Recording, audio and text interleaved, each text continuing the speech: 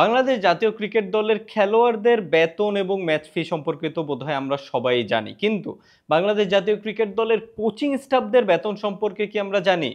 Coaching স্টাফের নাম নিলেই সবার প্রথমে যার নাম উঠে আসে বাংলাদেশ জাতীয় ক্রিকেট দলের বর্তমান হেড কোচ ফিল সিমন্স। 62 বছর বয়সী ওয়েস্ট ইন্ডিজের সাবেক এই অলরাউন্ডার বাংলাদেশ জাতীয় ক্রিকেট দলের হেড কোচ হিসেবে দায়িত্ব নেবার পর বিসিবি থেকে মাসিক বেতন হিসেবে পান 30,75,000 টাকা। বহু আলোচনার পর বাংলাদেশ জাতীয় ক্রিকেট দলের কোচিং প্যানেলে যুক্ত করা মোহাম্মদ সালাউদ্দিন সহকারী কোচ হিসেবে বিসিবি থেকে পান মাসিক 9 লক্ষ টাকা। বর্তমানে বাংলাদেশ জাতীয় ক্রিকেট দলের স্পিন কোচ হিসেবে নিযুক্ত রয়েছেন পাকিস্তানের লেজেন্ডারি ক্রিকেটার মুস্তাক আহমেদ। আর এই কোচ ভাতা হিসেবে বিসিবি থেকে নেন মাত্র 86,100 টাকা। তবে সেটা মাসিক হারে নয়, বরং দৈনিক হারে, যেটাকে মাসিক হারে কনভার্ট করলে দাঁড়ায় 25,83,000 টাকা। তবে পেস বোলিং কোচ হিসেবে নিযুক্ত থাকা অস্ট্রেলিয়ার লেজেন্ডারি ফাস্ট বোলার শন টেইটের বেতনটা স্পিন বোলিং কোচ মুস্তাক আহমেদের তুলনায় কিছুটা কমই রয়েছে, মাসিক 17,22,000 টাকা। আর জেমস পেমেন্ট রয়েছে বাংলাদেশ জাতীয় ক্রিকেট দলের বর্তমান ফিল্ডিং কোচ হিসেবে, আর এই দায়িত্ব পালনের জন্য